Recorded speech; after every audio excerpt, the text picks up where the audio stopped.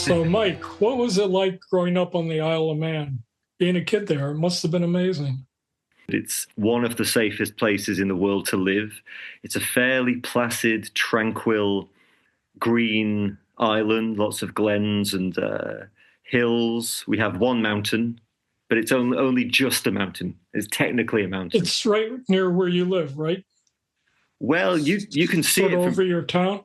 yeah, well, you can pretty much see it from anywhere on the island on a clear day, Snaefell. And we have this Viking heritage as well, which is part of our culture. We have our own language, which people do speak, but it was a dead language, which is Manx Gaelic. So you have, Scots Gaelic and Irish Gaelic. There's Manx Gaelic as well. But yeah, I mean, growing up here as a kid, obviously, didn't know any different, but it was fun. And people always say when they come here, it's like a step back in time. Yeah.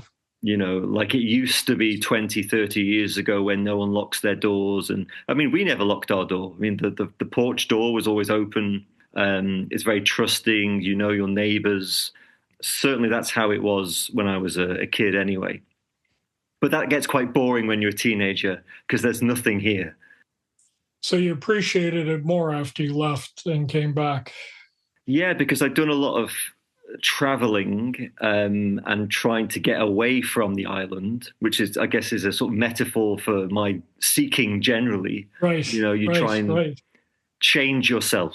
You want to become something else. And I was always fascinated by individuals that had basically assumed a new identity and a new culture. So when I was growing up, one of the people I was fascinated by was Lawrence of Arabia. Yeah. This who was an archaeologist actually, which ties into my other interest. So obviously he went off and World War One, and ended up leading this Arab revolt and sort of living as an Arab, and that always fascinated me. This sort of embracing of a completely different culture and the sort of romanticism. So I'd spent 10 years on and off doing that, in India and Pakistan and Burma and Nepal. And so finally, when all of that was out of my system and I wasn't really looking for anything anymore, symbolically coming back to the island was a homecoming in a geographical sense, but also in a sort of spiritual sense. And I sort of realized I could stay here now because I wasn't trying to get away from anything anymore. Yeah, that's very interesting. On your journeys, I know you were with Ramesh, right? Yeah. And with Ramesh, I imagine had a profound impact from your book because you got what he was saying. Were there other teachers that had an impact like that or similar? Yes, yeah. So Ramesh was probably the biggest one. I visited other teachers and other gurus, not just in India, but in the UK. But Ramesh, I spent the longest time with, which was only maybe a month, maybe 3 weeks, 3.5 weeks, but every day, sitting with him every day in that little room with people. What year was that around? I mean, that was after Wayne was there or before? Or? I think my timeline's not so great now, but I think it was around 2005. Oh, okay. Something like that. Because I'd been to India previously, but I'd never kind of gone there specifically to seek a particular teacher or guru. And that's what I did this time round. I went straight I flew to Delhi, not realizing I could fly to Mumbai, which is where Ramesh was. So I flew to Delhi and then jumped on a 12-hour train to Mumbai. And it's worth it to ride an Indian train. Well, it's the ride of your life, isn't it? It's fantastic. Yeah. And hung out in Mumbai for a month, meeting other, seekers like myself. And yeah, going to Ramesh's satsangs every day and asking questions. And sometimes you were put in the hot seat, which is just where you would get to have a private conversation surrounded by people. So you'd ask, you just ask your questions, and he had the same basic formula. There was nothing ever new. And, after 2 or 3 days of visiting him, you realized he's not going to say anything new. It's all the same core principles. Yeah, Nisargadatta said that too, is if you don't get it in 2 or 3 days, hang it up because I'm saying there's not much to say. That was it. There's not much to say, and but soaking it up Yeah, regardless was yeah, quite beautiful. And you know, when people ask their questions, in a way, they're asking your question too, aren't they? You know, because we're all seeking. right. I was quite impressed by Ramesh and the whole experience of satsang and sitting with him. That influenced me a lot. Strangely, when I came back to the UK after seeing him, I was still at university, so I would go to India in my summer holidays and come back. In Wales, I was studying in Wales, and we were studying Spinoza at Oh, that I point. love Spinoza. Well, this is it. So I was in the philosophy class, and you know the teacher's reading out Spinoza, and as he's saying it, I'm thinking, this is what Ramesh is saying. You know, there's only God, reality, and it's doing you, and there is no actual free will. And so for me, anyway, yeah, that was a more confirmation that this message is not just something Ramesh was saying. Something, yeah. I admire anybody who gets kicked out of their religion. That's right. They Well, wanted to yeah, make him the great head rabbi because he had this incredible memory and he knew it all and he could expound on it. But he also had this drive to tell the truth, which is this ain't it. yeah, yeah. So yeah, and then in England, I would go and see Tony Parsons. He was another very influential figure for me. Did you find what Ramesh and Tony said similar? I mean, Uh, they're different, but they're really saying the same thing in many ways. the core message for me was that there is no self, there's no separate entity in my head behind the control panel who I need to fix or cure or do anything with, really. That was the message that I'd grown up with, basically, through my father and Buddhism, the message of no self. For me, that's what Ramesh was pointing out. That's what Tony very bluntly, teaches or shares rather. And for me, the teachings were like wrecking balls. They were confirming the fact that there was nobody here. And intellectually, I completely understood that. And I intuited it to be true because I'd had glimpses of that. Yes, But yeah, Ramesh, Tony, Muji, I went to see Muji once and I got to speak with him. that's Uh, great. he was great. He asked me to keep in touch with him, but that never happened. But Muji was lovely. And then there was another, I mean, there's countless other people, but the other one was a guy down in Tiruvannamalai. And I don't know how well known he is. And right now, I can't remember his name, but it was Bhagwan somebody. I went to his house. He had posters all over the place, all over Tiruvannamalai, this famous guru. Oh, was Um, he Indian or he European or? he was Indian. He was Indian. So I found his house, expecting it to be full of people, and there was nobody there. Hmm. I knocked on the door in the middle of the night after finding it with a torch, and his wife opened and mumbled something about another Gora here to see you. and so she let me in, and I had to go and wait on the landing on a plastic garden chair, Oh, being bitten by mosquitoes.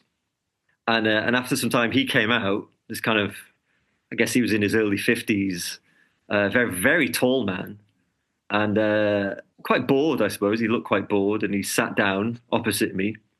And the first thing he said was, "Are you realized?" Now, at this point, I'd already had my awakening. So his first question to me was, "Are you realized?" And I said, "Yes." And he just went, "It's simple, isn't it?" well, good, good. And that was it. And he wasn't as famous as the posters made out, but that was a nice encounter. Yeah, Um, and a nice confirmation. yeah, yeah. But then, of course, after the awakening, you sort of realize or understand that there's only the teaching. Everything is showing you and teaching you and revealing, whether it's the people in the street or the flowers or the waves or the ocean or the. Election. Yeah, yeah, exactly. Everything is part of it, And I remember just getting on a bus in Douglas, where I live, and it was some holiday season, so there's lots of tourists, and a guy got on the bus in front of me with his baseball cap on backwards, and on the front of his baseball cap it just said Enlightenment. So you get all these sort of weird synchronistic things, but yeah, it kind of shifts from being teachers as individual people that are going to teach you something to realizing that it's all it, and it's all showing you, and it's all revealing itself to you. And then you don't need to go and find another teacher. Or teaching or method, because all of that moves you away from it. I mean, it can't move you away from it, but it distracts you from this. So let's talk about your awakening. You were 29 in a library. Yes, exactly. 29 in a library. Seem to have spent most of my life around books. So to awaken in a library. You have a nice collection back there. Yeah, that's just some of them. But it was ironic because, I was kind of an intellectual. Not meaning I was particularly clever, but I studied at university and I read, but receiving the message that reading about it isn't going to get you it. I always like that with Krishnamurti, that I'd be reading Krishnamurti and it's like he's almost telling you on every other page, now stop reading, now go and take a walk. Don't read more of my ideas and concepts. At that point, I'd had a crisis, basically. Tell me about the crisis. The crisis was the trigger for the awakening, as I see it. So to sort of put it in a nutshell, I'd been seeking enlightenment since I was very young, because that was what my father was seeking. And so that was the message I received. It was unspoken, but the message I received was that the point of being alive is to become enlightened, like the Buddha did. And I can remember vividly thinking at a young age, so that's the purpose of my life then. The purpose of my life is to become enlightened. I had no idea how I would do that or what enlightenment really was, of course, but I did have the feeling or intuition or belief, whatever you call it, that would happen. Like, that's it. That's what's going to happen, because that's the purpose of my life. And I thought if that didn't happen, then my life will have seriously another 50 rebirths. Yeah, it would have gone down the wrong track, and there'd be no point carrying on maybe if I didn't become enlightened. Yeah. And so I tried to do that for a long time. There were glimpses, there were openings, but they were always accompanied by terror, like total freaking out in a sort of disassociative state. Sometimes I was literally physically paralyzed by fear. With hindsight, I can see that those openings were literally it. It was the invitation. It was like, hey, come in. It's here. Right. But right. And the terror, that's always a good sign. I mean, I tell my students that if you're freaking out, that's it. Keep going. That's right. You're touching something bigger than you. Yeah. But there was always this terror that contracted me afterwards. Sure. So that was frustrating then, because it's here. I know it's here, but I can't quite let go into that. And then going to Tony's meetings, and you hear the message again, there's nobody here, there's no one to do anything. There's no one to practice anything. And practicing, and maybe this isn't Tony precisely, but this is kind of picked up in the message somewhere, that practice takes you in the wrong direction, maybe, because there's a sort of separate self that believes it needs to practice to get to enlightenment. So taking that on board, I stopped practicing, which I had a meditation practice since I was about 17. And, that's what I relied on, really. I mean, there was a hell of a lot of bypassing happening in my meditation practice, but still it was something I could return to again and again and again. And so the message that, okay, so if there's nobody here, then it doesn't make sense to practice something. And maybe that is getting in the way. So I stopped practicing. And then what happened was I slid deeper and deeper and deeper into depression, because now I was really stuck, like a catch-22. If I don't practice, I might be enlightened, but I'm getting increasingly depressed. But if I do practice, I'm fueling the separate self. So I was really stuck, and I felt stuck. and I didn't know what to do. And what really alarmed me was that I was at work one day in a bookshop. I spent my whole life working in bookshops. Cool. Yeah, it was. It was great. But I noticed that from my depression and anxiety, I started to think, well, if this carries on and I don't wake up, I don't become enlightened, I'll probably end my life. Like that's the direction this is going. And that seemed quite matter of fact. Like, oh, the thing you said you would do when you were 8 years old, you've not done that. And you've pretty much tried everything. And you've received authentic teachings from people who are awake, and you've not done it. So I'm now in serious trouble. Luckily, I had a great girlfriend at the time, and I sort of had the wherewithal to realize that I was slipping into a very negative place. And what I realized was that I don't want any more spirituality. I don't want any more teachings on enlightenment. I don't want anyone to tell me there's no self. It's just resulted in depression.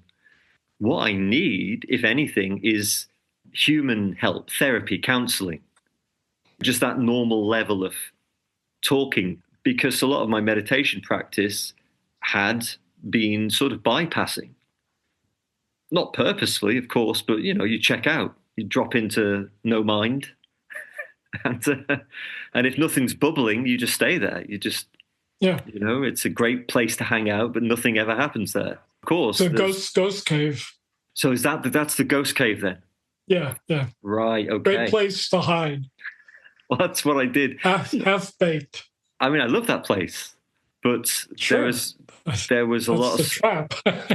Yeah. So there was a lot of stuff that needed to be seen and dealt with and talked about. And, like everyone, I have my own struggles and traumas with a small t, just from growing up. But I'd never really talked openly and honestly about that stuff. And so my intuition was that stuff needs to come out, because sometimes it would bubble up in circumstances where it would take me completely by surprise, and I wouldn't really know why I was so upset or angry. So that's what I did. And luckily for me, I was at university at the time, and you could just go and make an appointment with a counselor. It was free. So I did that.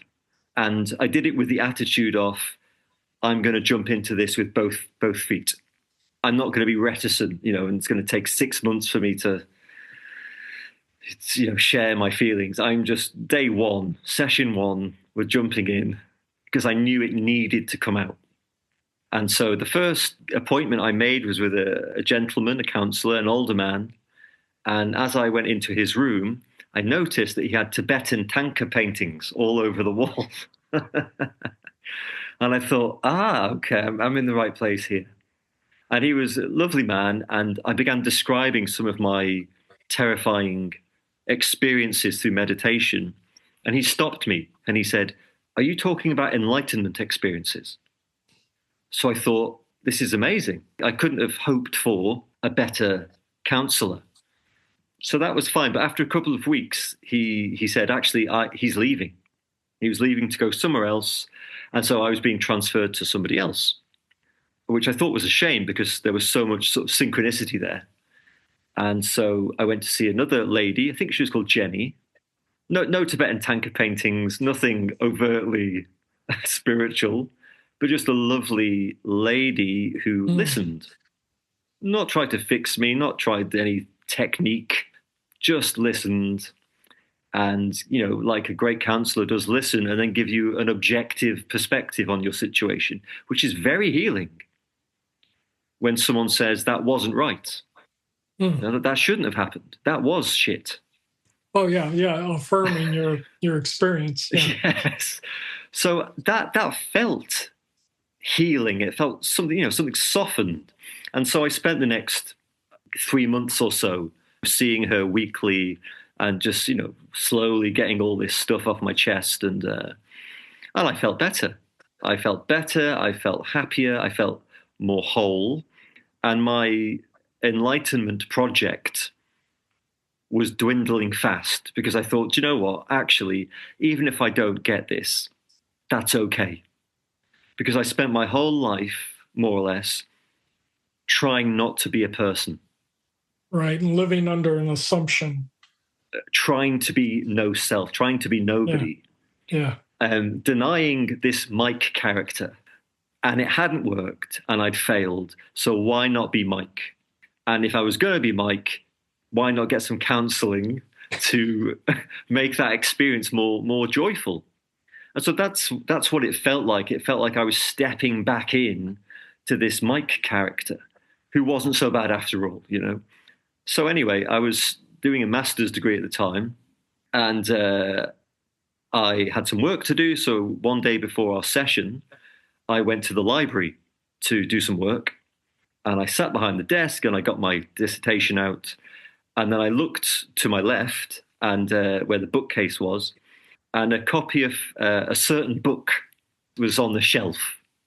The book was The Transparency of Things by Rupert Spira. And I'd seen an interview with Rupert, and I really liked what he said and his manner, and I'd already meant to read that book. And it was on the shelf, literally eye level next to me, and it was in the local history section. So it was in amongst books on tin mining in Cornwall. But I thought, wow, that's a coincidence, you know, and Yeah, sure. I'll read that. I'll just spend half an hour reading that, having no real agenda with what was in that book, because as far as I was concerned, the Enlightenment project is over now. You know, this is probably going to be the last spiritual book I'll ever read, because it's only brought me misery. So I took the book and I just started reading it with no, as I say, no expectation. Before he'd even got into the nitty gritty, and I don't even own a copy of that book, so I can't tell you. But it's maybe on page 6 or something like that. It's early on, maybe the introduction. I read a sentence that triggered this awakening. Reading the sentence automatically triggered this non-dual experience where, I mean, obviously it's difficult to word, but I suddenly realized that I wasn't in the room anymore. I was the room. My identity of being someone on a chair just opened, and I was everything I was looking at. But there was no center to it. There was no Mike in here having that experience, or like I was everything and nothing simultaneously.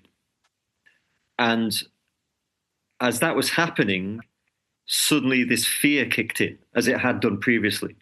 The same old fear, way down in my gut. And it came up like a rush up into my body. And I thought, as it came up, I thought, oh no, this is going to turn into a panic attack. Because I still didn't know what this expansive thing was. It was just stunning. It stunned me. But this time, as the fear got into my chest, my heart center, it literally just dissolved like a firework, just like whoosh. And then everything was just completely still, tranquil, and I was everything. And then I burst into laughter. Because there was that, without even thinking, there was that intuitive, this is what they're talking about. And what was so funny was that it always been like this. Yes. Like it never not. Everything changes and nothing changes. Exactly. It was like, how have I missed this? Right. It is the most obvious thing, and we miss it. So suddenly I realized, this is it. I can't believe I've missed this. And so I was laughing, and I was laughing too much, meaning people were looking. And I thought, I have to get out of here. So I walked out of the library, and there was a little garden at the side, a little sort of private, surrounded by hedges, trees. There was a bench, and I just sat there for about 45 minutes in this sort of state of oneness, merged with everything. And that was it. I mean, the mind didn't move. And I say it in the book, but I was just staring at God. God staring at God. And everything was so vivid and alive, like I'd never seen the grass or the sparrow or the leaves, or I'd never heard the sounds, but everything was so new and alive, and just this sense of boundlessness.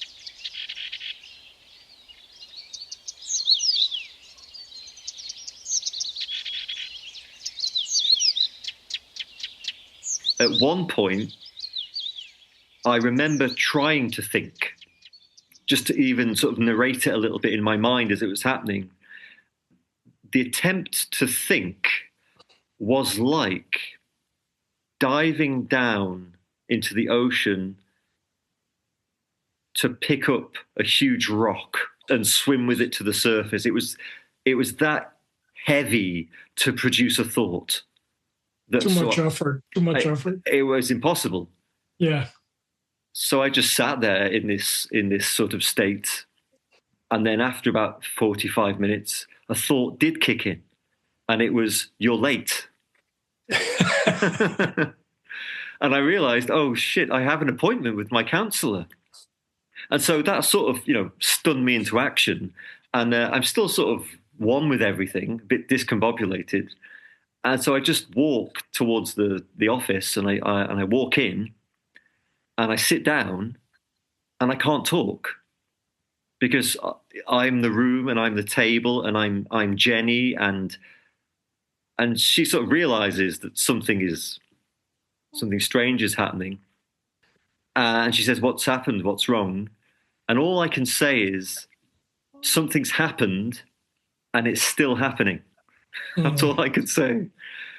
And so she said, "Well, okay, maybe you should just go home or something." So I did. And by the time I got home on the bus, the mind had kicked in. Thoughts were sort of, back to their normal speed. I could think. But what was absent was the thinker, the sense of being a me, the Mike, this character. Just gone, collapsed. And just this merging with everything. And just the sort of thoughts weren't in the way.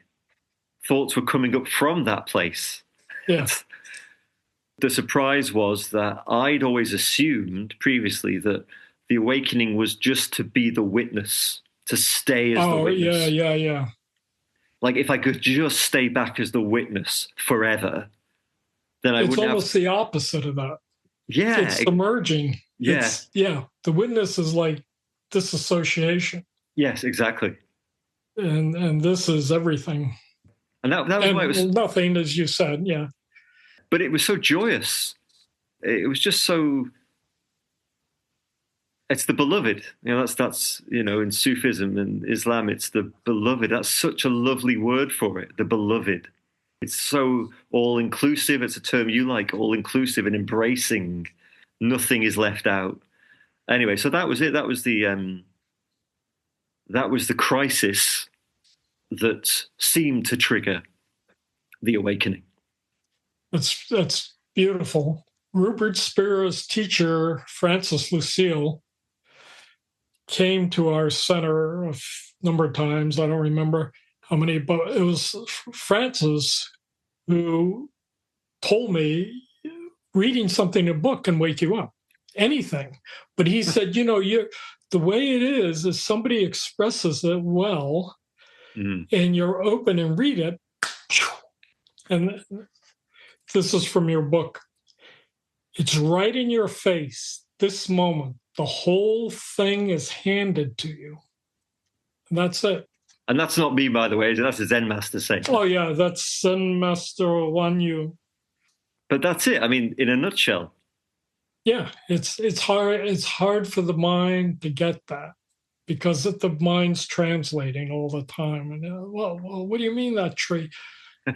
But yeah, it's just that shift suddenly. Well, that's great. And that's sort of ironic as well for me, because being such a reader and being such an intellectual all my life, and sort of knowing I should probably stop reading. In fact, I experimented with stopping reading. I stopped reading for about a year, and what I can report is I got stupider. And I'm fairly stupid anyway, but I got more stupid. But the idea that I would wake up reading, was part of the joke. Not kosher. What was your master's in? My master's was in Western esotericism. Oh, cool. So magic, Aleister Crowley and Aleister Crowley, a lot of theosophy, yeah, Blavatsky. Basant, Blavatsky, Yes. Yeah. Yeah. Gurdjieff. Yeah, I never know how to say it either. But I figured I knew so much about the Eastern traditions. That was my first degree, was religious studies, but Eastern. And I knew nothing of the Western traditions. And I wanted to see. I'd always admired Ken Wilber because I loved the mind that can put it all together. And the perennial philosophy was something I studied as part of my master's. So the big picture, the big all-inclusive picture, I've always been interested in that. So the idea of studying Western traditions made sense to me. And it's useful to know there are Westerners who got it. Yeah, that's it. And they may not have the wording. Some of them do. They're close, but they obviously got it. Wittgenstein. Yeah, exactly. And I was going to say, Jesus as an example, but of course he's an Easterner. Yeah. A Middle Easterner. After somebody awakens and you go back and read Jesus, he's a whole different guy. It's like, God, he's gotten so enlightened since the last time I read this. Yeah, and it's a shame that people don't get what he's saying, which is, kingdom of heaven's within. It's not out there. It's beautiful to reread those words of long dead humans that realize this. It's beautiful, yeah. A lot of people, including somebody who wrote a book about the Tantric Jesus, believe Jesus went to India, studied there for years. That's where he was during the missing years and came back. And what he was teaching was much more the Eastern type of Enlightenment tradition than what he was raised in. And that, of course, got him in a lot of trouble. What have you ever thought about that or read about that?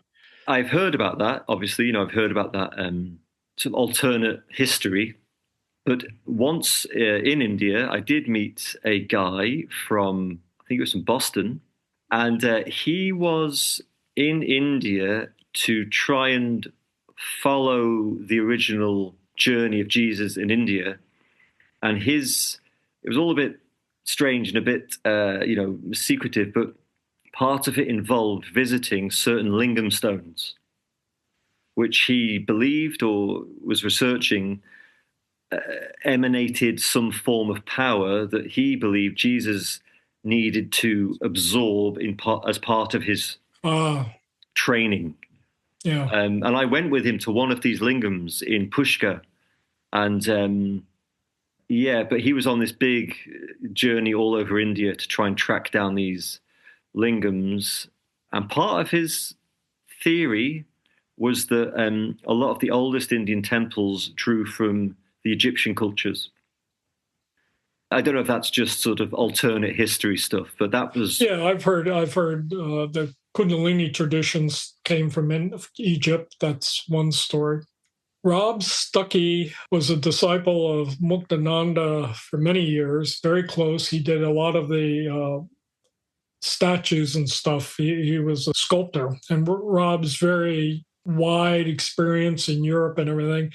So he was very close to Muktananda, and then he became an Episcopal priest for like 10 or 12 years or something like that in the United States. And he wrote the book, The Tantric Jesus, and he compared, the baptism of the Holy Spirit to Shaktipat and the similarities between Jesus and that type of tantric lineage, which is very interesting.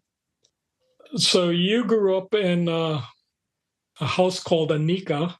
Yes.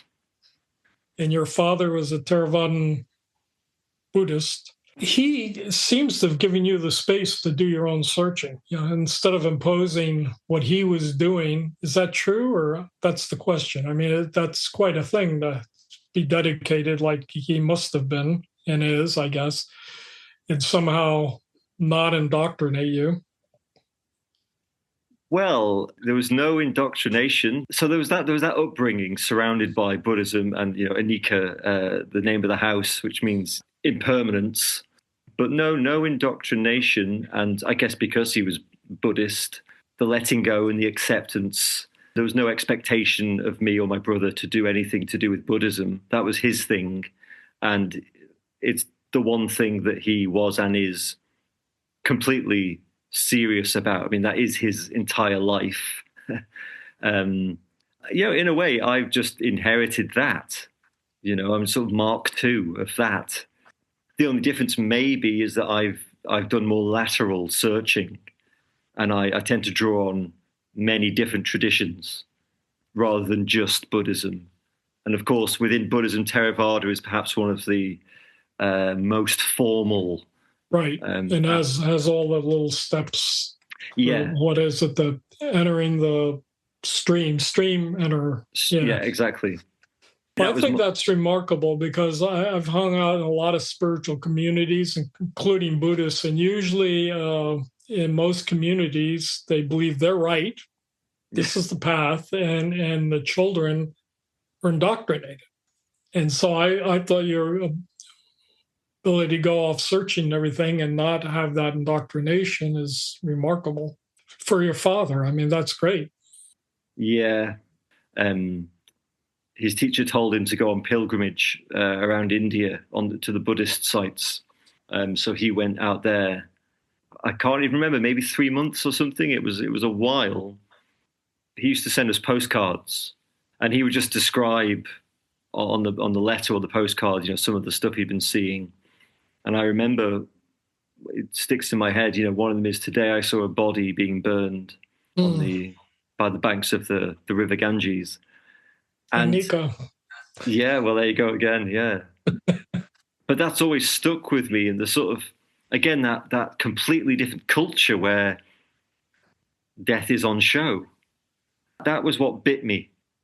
I knew about the Buddha, I knew the stories from the Buddha. We knew about the Jataka tales. We grew up listening to the animal lives of the Buddha, which they were our bedtime stories. I remember reading that postcard from India from my dad, and it was like, click, something then starts drawing me in that direction. Yeah, it's how those things accumulate, the little pops, Yeah. To trigger the seekings.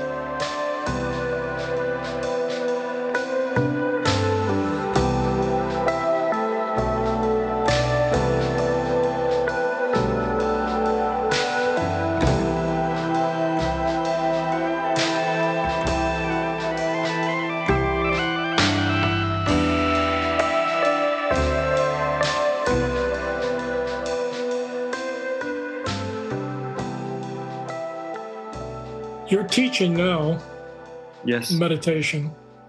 Hopefully what I teach is quite simple. It's not some complex 20 steps to do this or do that. And this is what I try and keep everything simple and direct and pragmatic, because of course the whole point is that this isn't about transcending the world, getting rid of the world, abandoning the world or your body.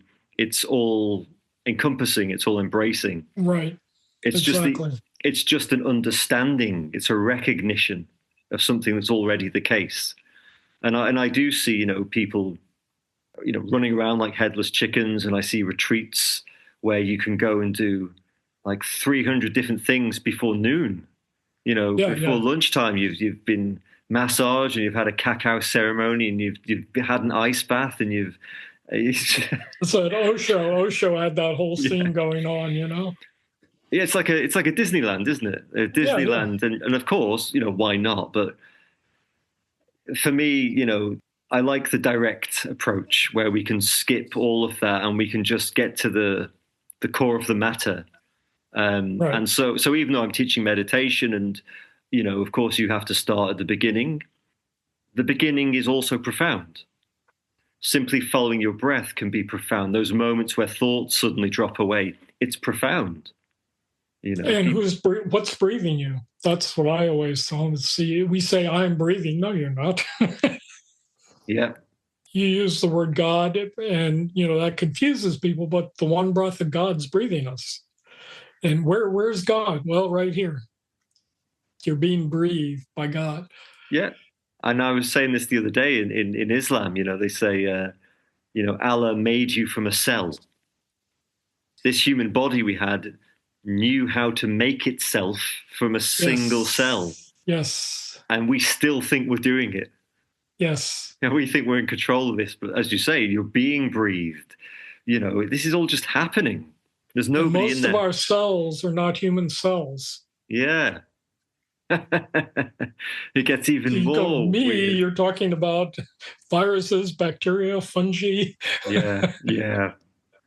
It is interesting how the human mind convinces itself when the evidence that we're being lived is our body, our heartbeat, our brain, you thinking, breathing, cells reproducing, Yeah. automatically hearing. Bonnke used to use hearing, which is actually a good method, is that, you're sitting here looking at me, but if something happened, it's heard. And then you go, oh, I heard that bird. But hearing, the unborn heard it first. That's it. And I was just giving a session yesterday to a bank on the island. Well, And even though it's just an introductory mindfulness session, we do a bit of meditation. But before we meditate, I always get people to experiment with listening. We just stop and we just listen. yes. But I ask them to listen intensely. Okay, we're going to listen, but listen intensely. And then afterwards, I say, when you were listening intensely, was your mind full of blah, blah, blah, or was it a silent, empty space? And the amount of people that say it was completely silent. And one lady even said, I go to yoga, so many times a week to try and get to that place. And I've never got there. And I've just listened and it was there. So again, it's the simplest thing, Yeah. If you're in your house late at night and you hear the downstairs door open, for a few seconds, the mind's still. Yeah. So I guess what I teach, and it's the same with you, I would imagine, it's really a homecoming, isn't it? It's a coming back, or a resting, a stopping. Being still, just with no agenda.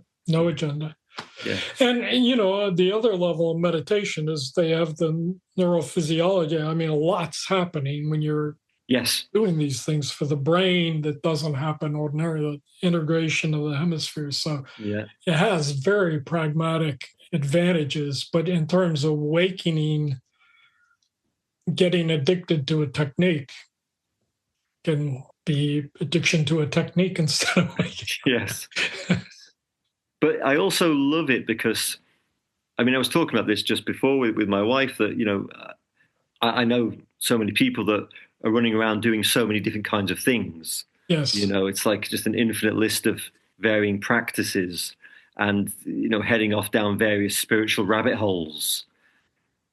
I've never been like that. And the reason I've never been like that is because I had a dad that did a lot of Zen, followed by being a Theravadan monk, where you just do the practice. It's as simple as that. So I have that sort of grounding in, it's not fantasy, it's not necessarily cosmic, we're not chasing some kind of endless rainbow or bliss. It's just sitting with the experience that's here and exploring it and recognizing that nobody's having it. So that's kind of my approach, really. There's not a right answer to meditating. It's just sitting with what's here. Right. And also a lot of those people, and I was one, when you do go down the rabbit holes, and I do sometimes meet people or they will get in touch about their fantastical experiences, which is fantastic. They're all there to be had, but they can't sit still. They can't sit with themselves for more than 5 minutes. They don't know how to ride emotion in their body or calm their mind or drop into a space of no thought. But that's the pragmatic stuff that's going to change your life. Experiences like that, They come and go, and you can get really, as you say, addicted or lost in chasing things.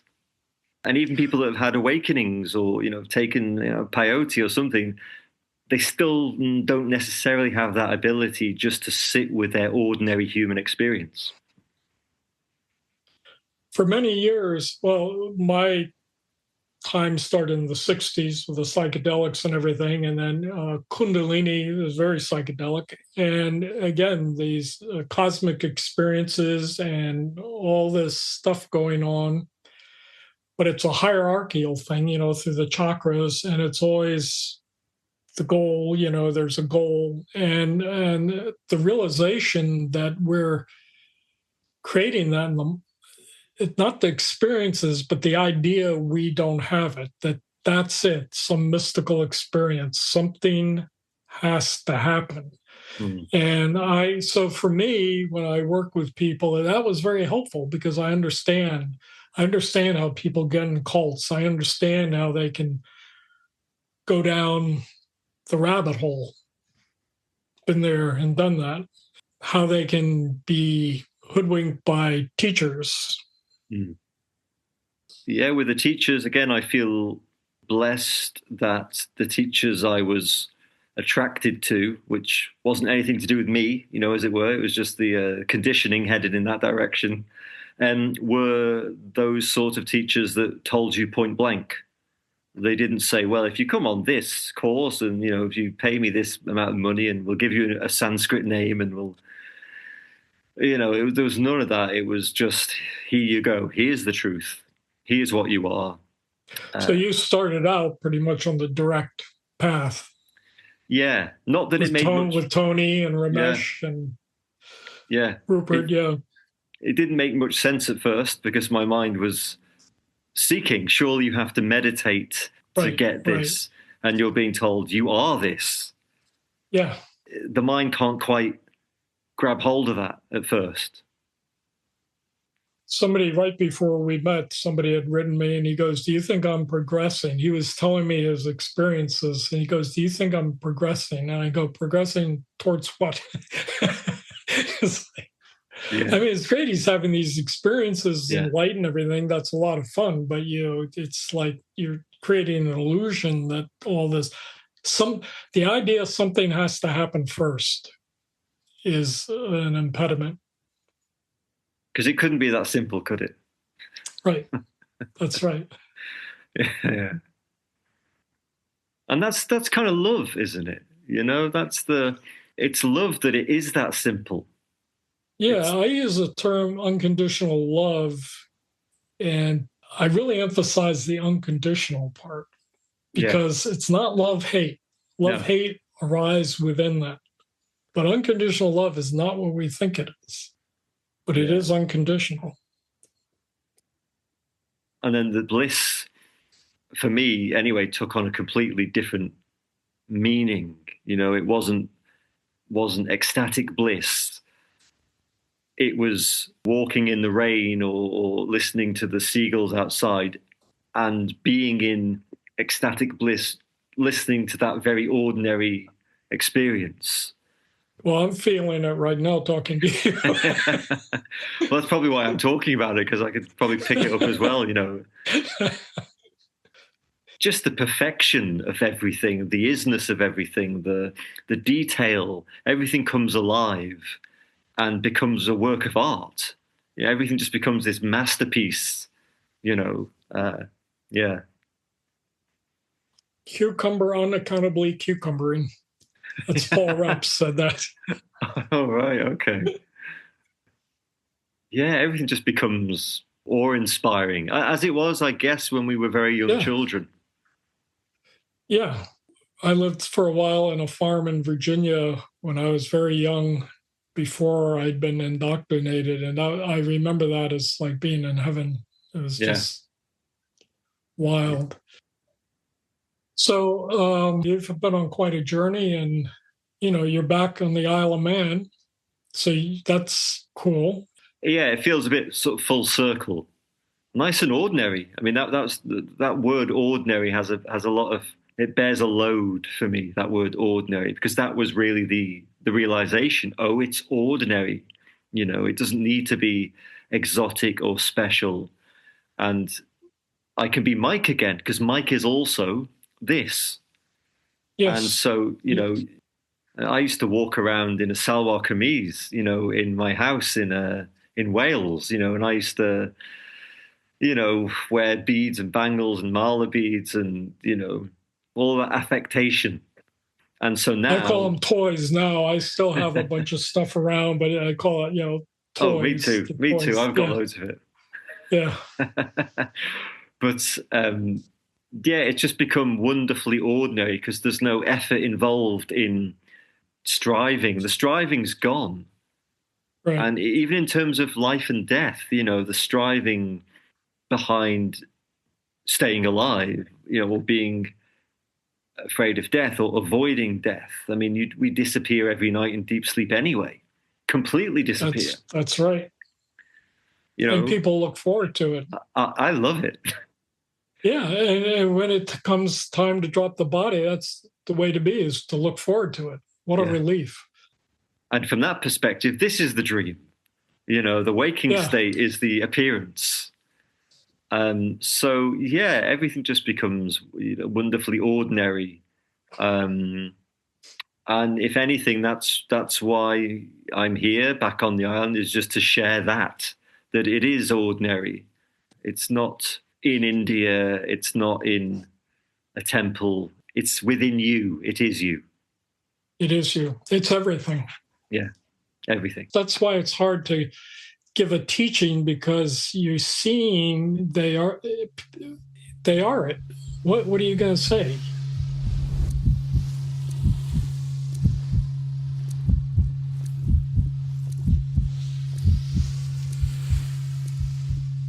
You're a very good writer. Now, how did you become a good writer? Is that something that happened naturally, or did you study writing, or how'd this happen? That's a great question, Tom. Thanks. Well, I appreciate that. I think it's because, again, my dad used to write books. He used to make homemade books, course manuals for the courses he taught as a Buddhist to his Buddhist group here on the island. And so one of my early memories is him on a typewriter. Before we had word Yeah, processors. I remember those. Yeah. So he'd be tapping away on the typewriter, and when I got older, I would help out my dad. I would be the sort of I don't know, the assistant, really. Put the chairs out, meet people at the door, etc. So, and then reading my dad's books, as a teenager, and just being a voracious reader as well. My whole life devouring, spiritual teachers' books and novels. But that book sort of emerged from essays or essays based on insights I'd had that I wanted to expand and share with people in a way that they would hopefully get it, basically, just through reading it. As you say, Francis Lucille said, you can just read it and sometimes get it. The whole point of the book is that to put it in simple language, To get it. Yeah, that people will get it. Yeah. Reading books for me are like buying lottery tickets. You lose most of the time. So I might buy 20 books and end up reading only one. And I think this could easily trigger something in people. And it is easy to read, and you're very clear, and you're not trying to prove how esoteric you can get or anything like that. So anyway, it's great. Thanks, Tom. I appreciate that. I really do feel, it's interesting that we're pretty much seeing things the same way. Well, that was a sense I got for years now, ever since we've been connected on Facebook. And I've taken, as I say, I've taken so much from what you share. It's caused me to explore some of the things you've mentioned, and like Nikon was one of them. That was a big one. Oh yeah, that's right, Nikon, yeah. Yeah, but so many other things, and I've never read anything from you that struck a discord. And then the imagery as well. I mean, two things. One is the hamster in the wheel. That's just fantastic. I've had an epiphany. I've had an epiphany. And the other one I like is the picture you share of the sheep in the field. Yes. And it's against a gatepost, but there's no wall. Yeah. It just sums up our predicament. the gateless gate. It's Yeah. just there's nothing stopping us. What a beautiful message. There's nothing in the way. Right. Um, I think Ramana Maharshi said the only obstacle to enlightenment is thinking there are obstacles to enlightenment. Somebody said that. Maybe. Yeah, I think it was him. yeah. And he should know. And when I do read, I mean, I still read now, but it's like listening to old friends talk. It's like sharing a conversation with friends when I read some old Sufi master or the words of Jesus or some, Tibetan yogi. It's like a hobby, an interest. It's Yeah, it's different from seeking, but it's yeah, still interesting. And the same thing with practices. I do a few things that I think are very pragmatic exactly. uh, for the instrument. Just like you wash your car or change the oil or whatever, and they're useful. Yeah, But I wouldn't tell anybody they have to do them if they want to wake up. It's yeah, quite the opposite. So it can be confusing, but I try yeah. not to put any barriers. And that was a dilemma for me immediately after the awakening because I stopped practicing anything. There was nothing. I just stopped doing anything. Uh, but this time I stopped because I had found what I was looking for. I wasn't depressed. And Right. after a while, I just missed the fact that I would sit down cross-legged on my cushion and sit in silence for 30 minutes or 45 minutes. And so I started Yeah. doing it again. And then I realized this isn't in the way either. Right. You can wake up. Even meditation doesn't prevent it. I'll have to tell you that. I can't think of who it is right now. But yeah, it's pretty funny. Not even meditation prevents awakening. Because the whole non-dual, the sort of neo-Advaita, sort of Tony Parsons approach, maybe not even him. It's not what he's saying at all, but the idea that's picked up is the idea I picked up. You shouldn't meditate, or it's in the way. And I still see a lot of people who are very influenced by Tony, who they speak in Tony speak. It's sort of an anti-practice approach. But you're right, they're not hearing him clearly. It's hard because he's saying two different things. Like Yeah, practicing meditation to get where you already are can be an obstruction, and there's nothing wrong with practicing meditation if you want to do that. yeah, If you enjoy it. And so it's not really a mixed message, but it's very hard to talk about these things accurately. But I understand how people think he's anti all this stuff. He doesn't care what you do. exactly. And when I first came back to the island, I was on fire with this stuff. I stunk of Zen, as they might say. Yeah. I was stinking. And so I gave a talk or something. Someone invited me to do some kind of talk. Ostensibly, it was about mindfulness, which is fairly kind of innocuous, like John Kabat-Zinn style mindfulness. Yeah, it's very acceptable now. Very acceptable. And that was my in. And I ended up saying something like, the only thing happening in this room right now is God. And somebody said, if you say that word one more time, I'm leaving. And so I realized fairly quickly that that was not the way to go. And so I began, teaching people how to, calm the mind and drop into the body. And that's when people start saying, wow, there was nobody in here. Everything was quiet and silent. So for me, it's the embodied practices of calming the mind stream and dropping into your awareness that contain the recognition, not just talking to somebody. I mean, that can help. That can do it, of course. But for many people, it's the experiential approach that seems to work. Yeah, as American Zen master said, enlightenment happens by accident. Meditation makes you accident prone. Yeah. In the real meditation, like you're teaching, which isn't really technique based, but presence based awareness, you're walking on the edge right there and able to fall off. And then for me, meditation is an equal expression of the the oneness, the reality. It's not anything else, just like washing the dishes or drinking coffee. You know, me sat here with my eyes closed for 30 minutes, same thing. And I think Tony would agree with that. Mm. It sounds like he contradicts himself, but everything is that, Yeah. including seeking. And yet, Yes.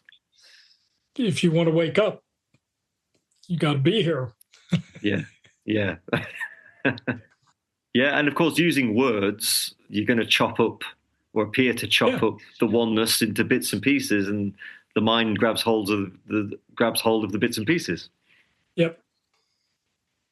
Well, you've had quite a journey in your life. Well, I T.S. mean, Eliot, arrive where you started for the first time. Yeah. I don't even think about, as I'm sure you don't, we don't really think about your life. You don't think about what happened. It's not, you don't go over the story around, again and again. It feels like it's just been literally a flash of lightning. Here I am. This is insubstantial as any other flash of lightning that's happened. So you're really nowhere anyway. So it's like, I don't know. In one sense, it's quite a journey, but in another sense, nothing's happening, is it? It's a magic show. It's a magic show. Yeah. That's it. Enjoy the show, yeah.